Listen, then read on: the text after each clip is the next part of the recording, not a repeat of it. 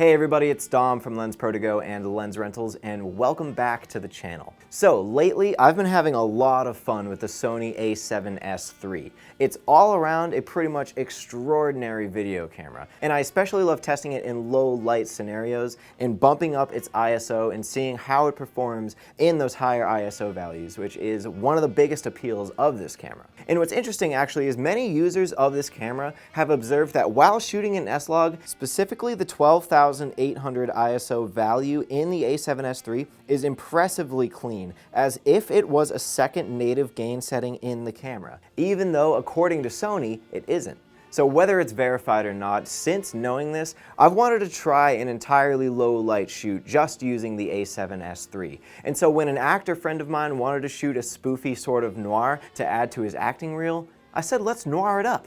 So noir films are usually characterized by off-Hollywood cinematography techniques, like harsh lighting, in-your-face light play, and there's a lot of imbalanced composition going on too. But one motif of noir that I really focused on during the shoot was deep focus, which is basically a technique that allows you to keep the fore, mid, and background all in relative focus. So to achieve that old school deep focus effect, I had to be shooting at around f8, which is not the most friendly aperture for a nighttime interior, but that's where the 12,800 ISO setting in the A7sIII came into play. So setting the camera to this ISO value basically brings up my image 4.5 whole stops from its actual base 640, and this is with basically no difference in visible noise. So now lighting wise, I don't have to provide all the lighting that would normally be needed for a shot at f8. Normally shooting at apertures between f4 and f8 indoors requires much more softer ambient lighting to fill the room,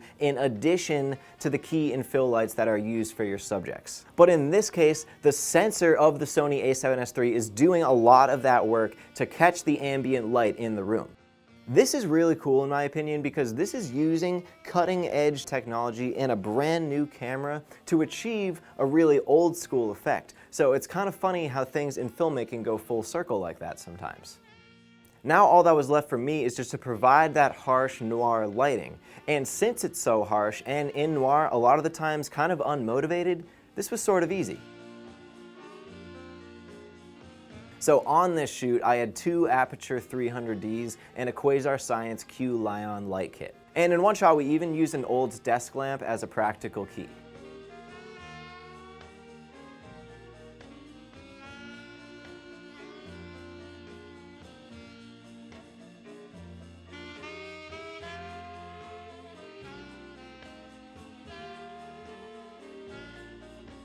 So as you can see here, even though a lot of these shots are pretty darkly exposed, if you look at the scopes, nothing is lost. And I'm actually left with quite a bit of latitude even in those shadow regions.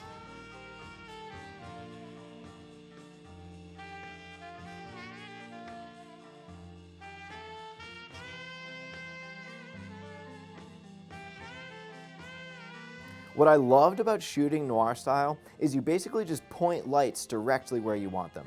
Don't use too many of them, and you probably don't modify them. And then you've got the noir look. I can see why this was contrary to Hollywood film production at the time. It seems so easy, like too easy, and it's almost like a brutish approach to lighting. But I suppose that kind of fits the noir theme.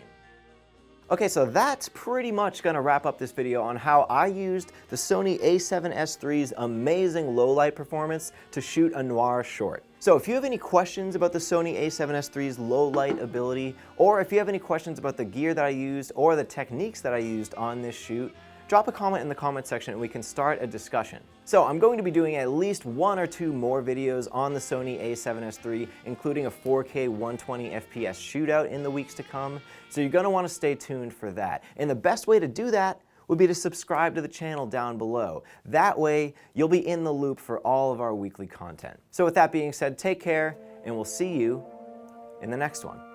We'll be